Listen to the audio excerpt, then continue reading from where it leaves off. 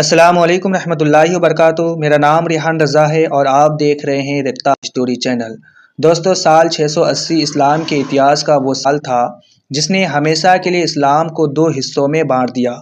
एक ऐसी जंग छेड़ी थी जिसमें बराबरी का सवाल ही नहीं था। एक तरफ थे सिर्फ 72 बहादुर जाने और दूसरी तरफ 1 लाख सिपाहियों की हथियारबंद फौज। जाहिर है कि जंग का नतीजा क्या होना था। वह 72 लोगों को शहीद कर दिया गया। लेकिन दोस्तों, ये जंग सिर्फ खून की नहीं थी। ये हक और बातिल, इंसाफ और जुल्म, सच और ताकत के बीच की लड़ाई थी। यही थी करबला की जंग जिसने इस्लाम की तारीख को हमेशा के लिए बदल दिया। इस जंग ने दुनिया को दो नाम दिए, शिया और सुन्नी, और यही वजह है कि आज भी मुहर्रम की 10वीं तारीख को लोग इमाम हुसैन रज़ी अल्लाह ताला अन्हु की याद में मातम मनाते हैं, जुलूस निकालते हैं और उनकी कुर्बानी को याद करते हैं। करबला की जंग इंसानी इतिहास की उन कुछ लड़ाइयों में से एक है जो सिर्फ मैदान में नहीं बल्कि दिलों और ज़मीरों में लड़ी गई थी। आज मैं आपको सुनाने जा रहा हूँ वही दास्तान। क्या हुआ था करबला में, कौन थे इमाम हुसैन जिनका नाम आज भी इज्जत और कुर्बानी की मिसाल बना हुआ है, और आखिर ऐसा क्या हुआ था कि एक खलीफा ने सिर्फ 72 लोगों के खिलाफ 1 लाख की फौज उतार दी। साथ ही ये भी समझेंगे कि आज तक शिया और सुन्नी के बीच मतभेद क्यों बने हुए हैं।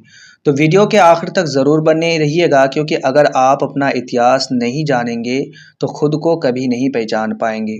पैगंबर मोहम्मद सल्लल्लाहु अलैहि वसल्लम की वफ़ात के बाद इस्लाम को आगे फैलाने और उम्मत की रहनुमाई की जिम्मेदारी आई खलीफा पर, यानी मुसलमानों पर, धर्मगुरु पर। मगर यहीं से मुसलमानों के बीच पहला बड़ा मतभेद शुरू हुआ। एक गिरोह का कहना था कि खलीफा पैगंबर की नस्ल से होना चाहिए, यानी उनके उनके ही घराने से किसी को चुना जाए। इसलिए उन्होंने हज़रत अली इब्ने अबी तालिब, जो पैगंबर के चचेरे भाई और दामाद भी थे, उनका नाम पेश किया। जबकि दूसरा गिरोह ये मानता था कि खलीफा का चुनाव कौम यानी उम्मत के मशवरे से होना चाहिए। किसी खानदान या वंश को हक नहीं कि वो इस्लाम की रहनुमाई को अपनी विरासत बना ले। यही से मुसलमान दो हिस्सों में बट गए। जो लोग अली को पैगंबर का असली वारिस मानते थे वो शिया कहलाए, और जो उम्मत के मशवरे से लीडर चुनने के कायल थे वो सुन्नी कहलाए। फिर आखिरकार सुन्नियों की राय पर अमल किया गया और पहले खलीफा बने अबू बकर रज़ी अल्लाह ताला अन्हु। उनके बाद दो और खलीफा आए, उमर बिन खत्ताब और उस्मान बिन अफ़्फ़ान। ये तीनों खलीफा उम्मत की सलाह से चुने गए थे और 632 से लेकर 656 ईस्वी तक इस्लाम की रहनुमाई करते रहे। फिर साल 656 में आखिरकार हज़रत अली रज़ी अल्लाह ताला अन्हु को चौथे खलीफा के तौर पर चुना गया। लेकिन उस वक्त तक हालात बहुत बदल चुके थे। अली अब उम्र दराज थे और कई मुस्लिम गुट, खास तौर पर सीरिया के गवर्नर और उस्मान के रिश्तेदार, मुवैया अली को खलीफा बनाने के तैयार नहीं थे। तो असल में मुआविया खलीफा उस्मान की शहादत का इंसाफ चाहते थे और इसी मुद्दे पर उनका और अली का टकराव बढ़ता गया। धीरे धीरे अली के खिलाफ कई मुस्लिम गिरोह खड़े हो गए, यहाँ तक कि पैगंबर मोहम्मद सल्लल्लाहु ताला अलैहि वसल्लम की अजीज़ अहलिया हज़रत आयशा रज़ी अल्लाह ताला अन्हा तक इस मतभेद में शामिल हो गई। हज़रत अली रज़ी अल्लाह ताला अन्हु को जंग जमल यानी केमल की जंग में चुनौती दी गई थी। इन लड़ाइयों को इस्लामी इतिहास में फितना कहा जाता है, जिसका मतलब होता है कि गृह युद्ध या सिविल वार। हालांकि इस जंग में अली विजय हुई, लेकिन ये जंग इतनी दर्दनाक थी कि उसने उनकी ताकत को बहुत कमज़ोर कर दिया। इसी बीच साल 661 ईस्वी में जब हज़रत अली नमाज अदा करने के लिए मस्जिद जा रहे थे तो एक खारिजी ने उन पर हमला कर दिया और अली शहीद हो गए। यहीं से करबला की जंग की ज़मीन तैयार होने लगी, क्योंकि अली की शहादत के बाद इस्लामी दुनिया में एक बहुत बड़ी दरार पड़ गई। सीरिया का गवर्नर मुआविया, जिसने पहले अली के खिलाफत को चुनौती दी थी, उसने अब राशिद खुलाफा यानी पहले 4 पवित्र खलीफाओं अबू बकर, उमर, उस्मान और अली रज़ी अल्लाह ताला अन्हु की परंपरा को समाप्त करते हुए उम्मयद खिलाफत की नींव रख दी। तो अली की शहादत के बाद उनके बेटे हज़रत हसन रज़ी अल्लाह ताला अन्हु की खिलाफत संभाली, लेकिन मुसलमानों के बीच बढ़ते खून खराबे को रोकने के लिए उन्होंने मुआविया से समझौता संधि कर ली। साल 661 में हुई इस संधि के मुताबिक हज़रत हसन ने मुआविया को इस शर्त पर खिलाफत सौंप दी कि मुआविया एक इंसाफ पसंद शासक बने रहेंगे और अपनी मौत के बाद खिलाफत को वंशानुगत शासन में नहीं बदलेंगे। इस समझौते का मकसद था कि उम्मत के बीच फैल चुके फितने यानी गृह युद्ध को हमेशा के लिए ख़त्म करना। कुछ सालों तक हालात शांत रहे, लेकिन साल 670 ईस्वी में हज़रत हसन रज़ी अल्लाह ताला अन्हु का इंतकाल हो गया। उनकी वफ़ात के बाद उनके छोटे भाई हज़रत हुसैन रज़ी अल्लाह ताला अन्हु बने कूफा के बनु हाशिम कबीले के सरदार। तो कूफा जो आज के इराक़ में स्थित है, वही शहर है जहाँ के लोग हुसैन को अपना इमाम और रहबर मानने लगे। ध्यान देने की बात यह है कि बनु हाशिम कबीला वही था जिससे पैगंबर मोहम्मद सल्लल्लाहु अलैहि वसल्लम खुद भी ताल्लुक़ रखते थे। कुफा के लोगों ने हुसैन को अपना समर्थन दिया, लेकिन जल्द ही हालात ने ऐसा मोड़ लिया जिसने पूरे इस्लाम के इतिहास की दिशा बदल दी। अब कहानी यहीं से एक बहुत बड़ा मोड़ लेती है। साल 676 ईस्वी में मुआविया ने अचानक अपने बेटे यजीद को अपना उत्तराधिकारी खलीफा घोषित कर दिया। यही बात थी जो हज़रत हसन रज़ी अल्लाह ताला अन्हु के साथ हुई संधि के बिल्कुल खिलाफ थी, जो उन्होंने साल 661 ईस्वी में मुआविया से कही थी कि इतिहासकार विल्फ्रेड यानी फर्डिनेंड के मुताबिक इस्लामी इतिहास में इससे पहले कभी ऐसा नहीं हुआ था कि खिलाफत वंशानुगत बनाई जाए, यानी अब तक कोई खलीफा अपनी गद्दी अपने बेटे को नहीं सौंपता था। मुआविया ने इस कदम से मुसलमानों के कई तबके नाराज हो गए। हालांकि उसने चालाकी से बहुत से गुटों को अपने साथ मिला लिया, लेकिन हज़रत हुसैन रज़ी अल्लाह ताला अन्हु और कुछ दूसरे नेक लोग उसकी इस सियासत से दूर रहे। साल 680 ईस्वी में मुआविया की मौत हो गई और उसके बाद उम्मयद खिलाफत की हकीकत में शुरुआत हुई, जिसके पहले शासक बने यजीद बिन मुवैया। इतिहासकार जो है लेमसन लिखते हैं कि मुआविया ने अपनी मौत से पहले अपने बेटे यजीद को चुनौती दी थी कि हुसैन इब्ने अली और इब्ने अल जुबैर तुम्हारे शासन को चुनौती दे सकते हैं। अगर ऐसा हो तो उन्हें सावधानी से संभालना और ख़ास तौर पर हुसैन का खून कभी मत बहाना, क्योंकि वो मोहम्मद सल्लल्लाहु अलैहि वसल्लम के नवासे हैं।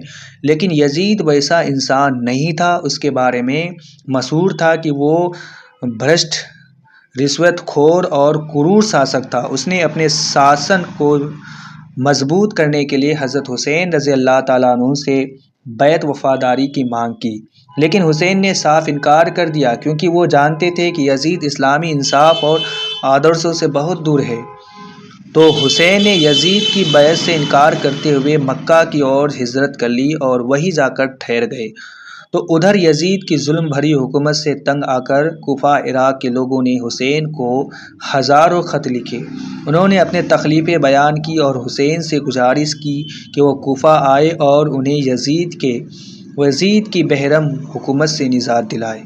इन ख़तों को पढ़कर हुसैन का दिल पिघल गया। उन्होंने कुफा के लोगों की मदद करने का इरादा किया और हज से एक दिन पहले 9 सितंबर 680 ईस्वी को अपने परिवार और लगभग 50 साथियों के साथ मक्का से रवाना हो गए। तो हुसैन ने अरब के रेगिस्तान का रास्ता लेकर उत्तर दिशा की ओर रुख किया। इसी दौरान उनके चचेरे भाई अब्दुल्ला इब्ने जाफ़र की दरख्वास्त पर मक्का के गवर्नर अमर इब्ने शईद ने अपने भाई और इब्ने जाफ़र को हुसैन के पीछे भेजा, ताकि उन्हें वापस मक्का लाया जा सके और उनकी सुरक्षा की जा सके। मगर हुसैन ने लौटने से साफ इनकार कर दिया। उन्होंने कहा कि उन्हें एक ख्वाब सपना में रसूल सल्लल्लाहु अलैहि वसल्लम ने हुक्म दिया कि वो नतीजे की परवाह किए बिना हक की राह पर आगे बढ़े। साथ ही उन्हें समझाते रहे, मगर हुसैन का इरादा अटल था। वो आगे बढ़ते रहे कुफा की ओर, लेकिन जब तक वो वहां पहुंचे तब तक यजीद का गवर्नर उबैदुल्लाह इब्ने ज़ियाद कुफा पहुंच चुका था। उसने वहां के हालात बदल दिए और लोगों को धमकी और डर के जरिए हुसैन से दूर कर दिया था। कुफा के वो लोग जिन्होंने कभी हुसैन को खत लिखे थे, अब यजीद के खौफ और खामोश हो चुके थे। लेकिन जैसे जैसे हालात बदलते गए, कुफा के लोगों ने हुसैन का साथ छोड़ दिया। अब हुसैन और उनका छोटा सा करवा बिल्कुल अकेला पड़ गया।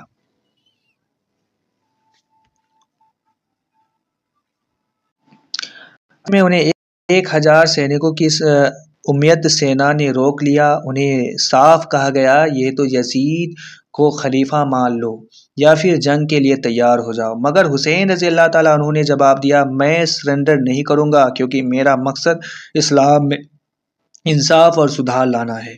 अब हालात ये थे कि हुसैन के साथ सिर्फ 72 लोग थे, जबकि सामने यजीद की 1 लाख की सेना खड़ी थी। मगर हुसैन को पूरा यकीन था कि सच्चाई की जीत हमेशा होती है।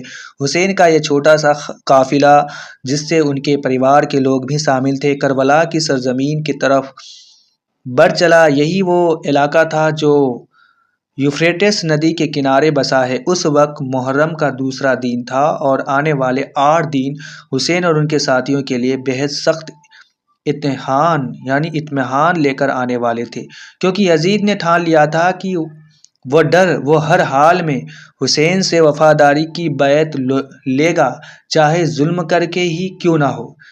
5 दिन तक हुसैन और उनके साथी अपने कैंप में टिके रहे, मगर उन्होंने किसी भी समझौते या शर्त को मानने से इनकार कर दिया। फिर मुहर्रम की 7वीं तारीख को यजीद की सेना के कमांडर उमर इब्न साद ने 300 सैनिकों को भेजा और हुसैन की पानी की सप्लाई काट दी। यूफ्रेटिस नदी को बंद कर दिया गया। रेगिस्तान की तपती रेत, सूरज की जलती किरणें और पानी की एक बूंद तक ना मिलना, इन सब ने हुसैन और उनके बच्चों को बहुत तकलीफ में डाल दिया। लेकिन फिर भी हुसैन ने हार नहीं मानी। मुहर्रम की 9वीं रात यानी जंग से ठीक पहले की शाम को यजीद की फ़ौज ने हमला करने की तैयारी कर ली। तो हुसैन ने कमांडर उमर इब्न साद से कहा, मुझे 1 रात और दे दो ताकि मैं अपने रब से बात कर सकूं। तो उस रात हुसैन ने अपने साथियों को बुलाया और कहा, ये लोग सिर्फ मुझे चाहते हैं, तुम बस अपने परिवार के साथ रात के अंधेरे में यहाँ से जा सकते हो। मगर किसी ने भी उनका साथ नहीं छोड़ा। सब ने कहा, हम आपके साथ रहेंगे, चाहे जान चली जाए। तो उस रात हुसैन ने अपने कैंप को सुरक्षित करने के लिए टेंट्स को एक साथ बांध दिया और पीछे की तरफ खाई खोदकर उसमें लकड़ियों भर दी, ताकि अगर दुश्मन हमले करे तो आग जलाकर पीछे का रास्ता बंद किया जा सके। वो जानते थे कि जंग जीतना नामुमकिन है, लेकिन उन्होंने हक की लड़ाई लड़ने की पूरी तैयारी कर ली थी। और फिर आया मुहर्रम का 10वां दिन, वो दिन जिसने इस्लाम की तारीख हमेशा के लिए बदल दी। करबला की जंग शुरू हुई। एक तरफ हुसैन और उनके 72 वफादार साथी और दूसरी तरफ यजीद की 1 लाख की सेना। जंग शुरू होते ही हुसैन के एक एक साथी बहादुरी से मैदान में उतरे और शहादत पा गए। तो हुसैन के बेटे अली अकबर और उनके भाई अब्बास इब्न अली ने जंग में बेमिसाल ज़ुर्रत दिखाई, लेकिन आखिरकार वो भी शहीद हो गए। सिया आलिम शेख अल मुफीद अपनी किताब अल इरशाद में लिखते हैं कि अब्बास नदी के तरफ पानी लाने गए थे, मगर घेर लिए गए और वहीं शहादत पा गए। यहाँ तक कि हुसैन का छोटा सा बच्चा जो उनकी गोद में था, एक तीर लगने में शहीद हो गया। आखिर में जब सारे साथी शहीद हो गए तो इमाम हुसैन खुद मैदान में जंग में उतरे। वो बुरी तरह घायल हो गए। तीरों, तलवारें और बर्छियों की चोटी से लहूलुहान हो गए थे। आखिरकार सिनान इब्ने अनस, जो यजीद की फ़ौज का एक कमांडर था, उसने हुसैन का सर तन से जुदा कर दिया और इस तरह करबला की जंग खत्म हो गई। तो हुसैन की तरफ से लगभग 70 से 72 लोग शहीद हुए, जिनमें से उनके परिवार के कई सदस्य शामिल थे। उनके 2 बेटे, 6 भाई, 3 भतीजे और 3 पोते तक। तो जंग के बाद हुसैन का सर काटकर यजीद के दरबार में तस्मीक भेजा गया और महिलाओं बच्चों को कैद करके मदीना की ओर रवाना कर दिया गया। दोस्तों, करबला की ये जंग भले ही ख़त्म हो गई हो, लेकिन इसने इस्लाम की दुनिया में एक ऐसी दरार डाल दी जो आज तक मिट नहीं सकी। यही थी शिया और सुन्नी के बीच की जंग का आगाज़। करबला आज भी जुल्म के खिलाफ सच्चाई की लड़ाई का प्रतीक मानी जाती है और हर साल मुहर्रम की 10वीं तारीख को हुसैन की शहादत की याद में दुनिया भर में मातम मनाया जाता है। तो दोस्तों, ये थी करबला की जंग की वो कहानी जिसने इस्लाम के इतिहास को हमेशा के लिए बदल दिया। अगर आपको ये कहानी पसंद आई हो तो इसे लाइक और शेयर ज़रूर करें, और ऐसी इतिहास से जुड़ी ईमान अफरोज़ कहानियों के लिए हमारे चैनल को ज़रूर से सब्सक्राइब करें।